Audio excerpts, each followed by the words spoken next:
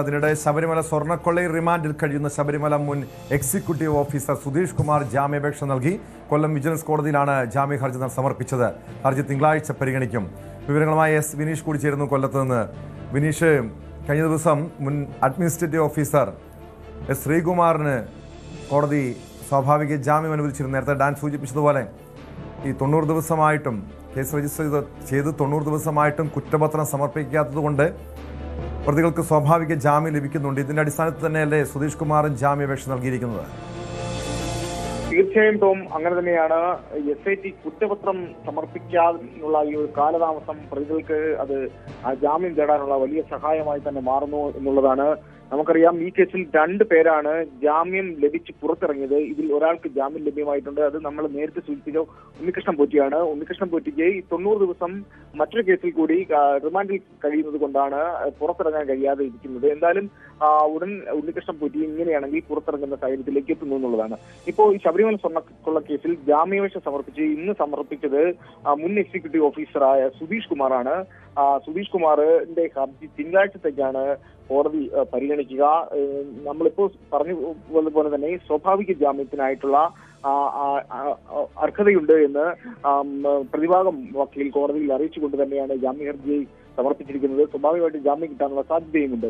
അപ്പോൾ അങ്ങനെ വരുകയാണെങ്കിൽ എല്ലാ പ്രതികളും സമാനമായ രീതിയിൽ ജാമ്യം ലഭിച്ച് പുറത്തിറങ്ങുന്നു എന്നുള്ളതാണ്.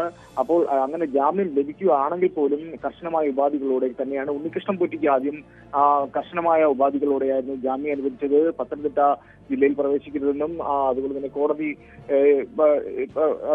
റാന്നി കോടതി പരിസരത്ത് പ്രവേശിക്കരുത്, അങ്ങനെയൊക്കെ ഒരുപാട് കർശന ഉപാധികൾ തന്നെ ഉണ്ടായിരുന്നുള്ളൂ. നശിപ്പിക്കരുത്, സാക്ഷികളെ സ്വാധീനിക്കരുതെന്നൊക്കെ ഒരുപാട് ഉപാധികൾ ഉണ്ടായിരുന്നു. അതേപോലെ കർശനമായിട്ടുള്ള ഉപാധികളോട് തന്നെയായിരിക്കും ജാമ്യം ലഭ്യമാകുക. എന്തായാലും ഈ എക്സിക്യൂട്ടീവ് ഓഫീസറായ സുധീഷ് കുമാറിന് ജാമ്യം ലഭ്യമാകാനുള്ള എല്ലാ സാധ്യതകളും ഉണ്ട് കേട്ടോ.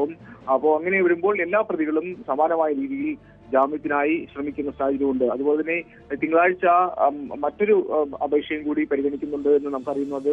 അതായത് 2-ാം തീയതി തന്ത്രിയുടേതാണ്. തന്ത്രി കട്ടളപ്പാളി കേസിലും ദ്വാരപാലക കേസിലും ജാമ്യത്തിനായിട്ട് കോടതിയിൽ സമീപിച്ചിട്ടുണ്ട്. അതും പരിഗണനയിലുണ്ടെന്ന് നമുക്കറിയാൻ കഴിയുന്നു. അങ്ങനെ ഈ SITക്കെതിരെ രൂക്ഷമായിട്ടുള്ള വിമർശനങ്ങൾ നേരിടുന്ന സാഹചര്യമുണ്ട്. ഇതുവരെയും കുറ്റപത്രം, ഒരു ഇടക്കാല കുറ്റപത്രം പോലും കോടതിയിൽ സമർപ്പിക്കാത്തതിനെതിരെയാണ് വലിയ രൂക്ഷമായ വിമർശനങ്ങൾ നേരിടേണ്ടി വരുന്നത്. SIT കോടതിയിൽ അറിയിച്ചത് അന്വേഷണം പൂർത്തിയാകാത്തത് കൊണ്ടാണ് ഇതുപോലെ വലിയ വിമർശനം, വലിയ ആക്ഷേപം ഉയരുന്നത്. കാരണം SIT ഇടക്കാല കുറ്റപത്രം പോലും സമർപ്പിക്കാത്തത് ഈ പ്രതികൾക്ക് സ്വാഭാവിക ജാമ്യം ലഭിക്കാനുള്ള ഒരു സാഹചര്യം ഒരുക്കുകയാണോ എന്ന സംശയമാണ്. അങ്ങനെ കരുതണോ, അങ്ങനെ സംശയിക്കണോ? ടോം, കോടതിയുടെ ഒരു മേൽനോട്ടത്തിൽ തന്നെയാണ് ഇതിന്റെ അന്വേഷണം കാര്യങ്ങൾ പുരോഗമിക്കുന്നത്. എന്തായാലും SITയുടെ ഭാഗത്തു നിന്നുണ്ടാകുന്ന ഈ ഒരു അലംഭാവം, ഈ ഒരു മെല്ലപ്പോക്ക് സമീപനം, അത് നമുക്ക് പറയാതിരിക്കാൻ നിവൃത്തിയില്ല. പ്രതികൾക്ക് രക്ഷപ്പെടാനുള്ള സാധ്യതകൾ കാണുന്നു. അതായത് ജാമ്യം തേടി പുറത്തിറക്കാനുള്ള എല്ലാ സാധ്യതകളുമാണ് ഉണ്ടാകുന്നത്. ഇത് നമ്മൾ നാട്ടുപ്രദേശങ്ങളിൽ സംസാരിക്കുന്ന പോലെ സാധാരണ ഒരു മോഷണ കേസായി തന്നെ മാറും എന്നുള്ള വലിയൊരു ആശങ്കയും നിലനിൽക്കുന്നുണ്ട്. ഇങ്ങനെ പോവുകയാണെങ്കിൽ എന്തായാലും ഈ പ്രതികൾക്ക് രക്ഷപ്പെടാനുള്ള വലിയ ഒരു സാധ്യതകൾ ഇതിൽ തന്നെ ഉണ്ട് എന്ന് വ്യക്തമാകുന്നു. കാരണം 90 ദിവസം കഴിയുമ്പോൾ ഇവർക്ക് ജാമ്യം ലഭ്യമാകുന്നതോടുകൂടി സാക്ഷികളെ സ്വാധീനിക്കാനും ഒക്കെയുള്ള വലിയ സാധ്യതകൾ ഇതിന്റെ പിന്നിൽ തന്നെ കാണുന്നു എന്നുള്ളതാണ്. അത് വലിയൊരു ആശങ്ക സൃഷ്ടിക്കുന്ന ഒരു സാഹചര്യമാണ്.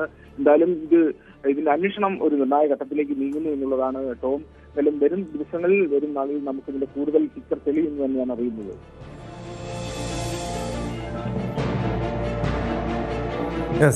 വ്യക്തമാണ്. എസ് വിനീഷാണ് വിവരങ്ങൾ നൽകിയത്. കൂടുതൽ വാർത്തകൾക്ക് News 18 Keralam YouTube channel subscribe ചെയ്യുക.